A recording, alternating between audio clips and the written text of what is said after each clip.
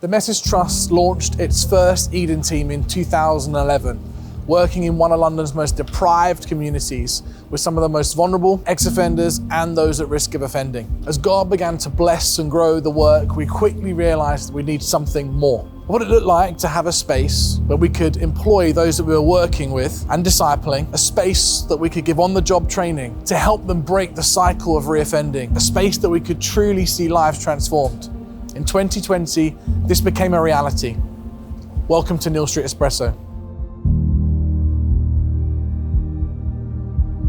Neal Street Espresso is a social enterprise in the heart of Covent Garden serving specialty coffee. But we're not just a business about making money, we're in the business of transforming lives. It's coffee with purpose.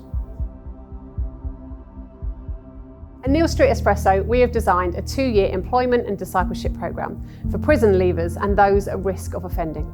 The programme consists of streams based around Maslow's hierarchy of needs.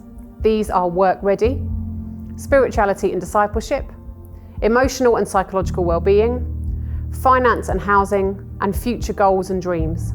These combine to support our team members as they overcome the cycle of reoffending and continue to turn their lives around. From the age of 11, I was out on the streets joining older boys and gangs. It felt like a safer and happier place for me. You know, my house was just chaotic all the time, and drugs and drinking and violence and smashing the house up. You know, I've heard banging on the door and, you know, friends of my uncle are saying they want to come running in because they've just had a shootout or something and they're covered in blood and things like that. My house would have at least 10 people in it, and it was only a 2-bedroom flat. It was always full up with drug users, prostitutes, a lot of fighting, a lot of violence I'm seeing through my dad's stuff in there. You know, when you're living in that world, you drift away from the real world. You know, they say you become what you're around, and before I'd even had a chance to experience life, you know, I was getting arrested by the age of 9, 10. As you get older, your crimes get more serious and, you know, womanising, sniffing cocaine, standing up for days on end, punching people's heads in. Eventually I went to prison, which, looking at it now, I'd say was inevitable. First went to prison at 15. From then it's just been over 16 years in and out of prison. Joining gangs, it wasn't the right things that I was doing. Them behaviours then went on to control my life for the next 40 odd years, culminating in a life sentence, serving just over 22 and a half years, 22 years, 9 months. When I went to prison, my mum, she died 3 months after I went away. And also, like, my partner, I had 4 kids with her, she left me for another fella. And I was just bombarded with all these devastating news I was receiving. It destroyed me. It took me to a place I'd never been before in my mind, and I didn't know how I could cope with it. And every time I was in prison, I was going through addiction problems, not getting much support and stuff like that, and being hooked on drugs, like paranoid, you know, like I was just sitting in my cell one day and the old guys just come into my cell. I felt it was God's presence, you know what I mean? It was someone of God that came to me and just said, don't worry, everything's gonna be okay. The chaplain, they reached out to me. It was like every time I see them, they just had like this glow on their face. You know, they started teaching me about God and Jesus and that. Yeah, they give me a Bible and I started reading the Bible. When I met God then, I spent like almost 6 months, just me in my bed and the Bible, starting to know God, do you know what I mean? Like, personally. I've tried everything. I've done all the rehabilitation, all the courses, all the one-to-one psychology, therapy, and I was always searching and trying to find that right thing. I come to the conclusion that the only thing that I hadn't tried and I hadn't committed to was my faith in Jesus and my love for Jesus. I got down on my knees, I gave my life to Jesus. My life changed overnight. I remember boys coming to my cell and saying, listen, when I ask you to pass something, make sure you pass it. And I kept saying, no, look, I'm a Christian now, I don't do that. And I don't know, like, life just seems different since then. And that was obviously by having faith in Jesus and trying your best to follow his ways and the rules he's laid out to us all. What men never really get a chance to do in a place like this is adjust to going to work, coming home. What do they do with their spare time? What do they do with their weekend off? Neal Street and the way that it works, that holistic approach, starts to look at those things and give everybody a chance to look at rebuilding a life. One of the strengths of the Neal Street programme is that we work in partnership with local churches and other organisations to create a healthy support network for our team members. Probably the number one call of the church, and the church being those making up the church, the body of Christ, is to be imitators of Christ. And I think you can't really look at the person of Jesus without seeing that he went to the most marginalised, the most vulnerable. If there is a bias in the heart of God, and I believe there is, it's a bias towards the poor and the vulnerable, and therefore we want to be a church marked out by that bias.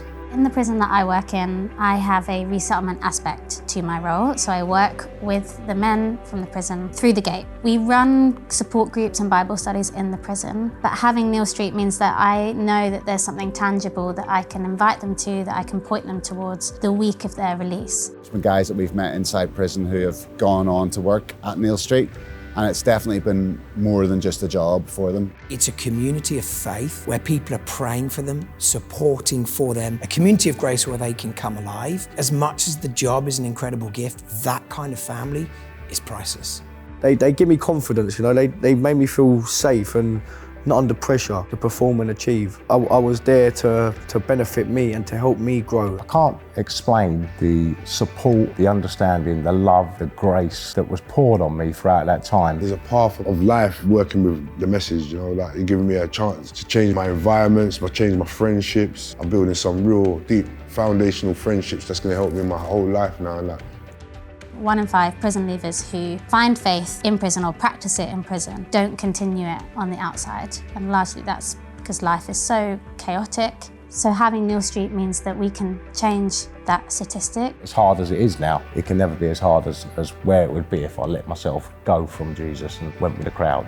We meet every single week to study the Bible, to have coffee together, to share how our lives are going that week, pray for each other.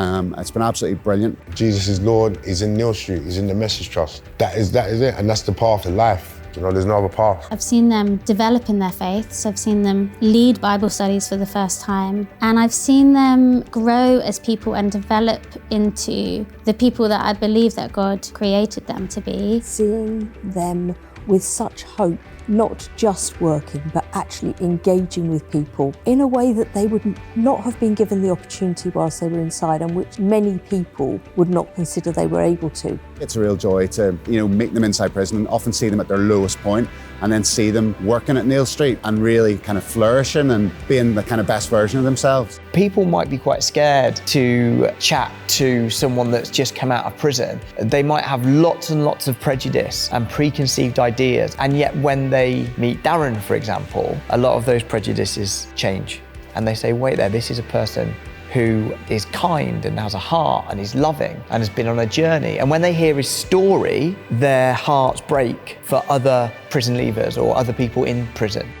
Not only people in prison, but their hearts start to break for people from challenging backgrounds. We're learning how as a community can we serve people leaving prison? What does it look like to provide good structures around them? That whole sort of holistic understanding of discipleship. It feels like through these partnerships, we're learning how to do this stuff well. And it's not without its challenges, but we've got some teachers, and that's an unbelievable gift. Darren demonstrates what Jesus can do in a life, and that just fuels mission, and it fuels prayer, and it fuels compassion, and it fuels empathy for the most vulnerable in our community. We're in awe of what God has done in the lives of those who've come through the Neal Street Espresso program, and we are excited to continue to see more lives transformed through the power of the gospel of Jesus Christ.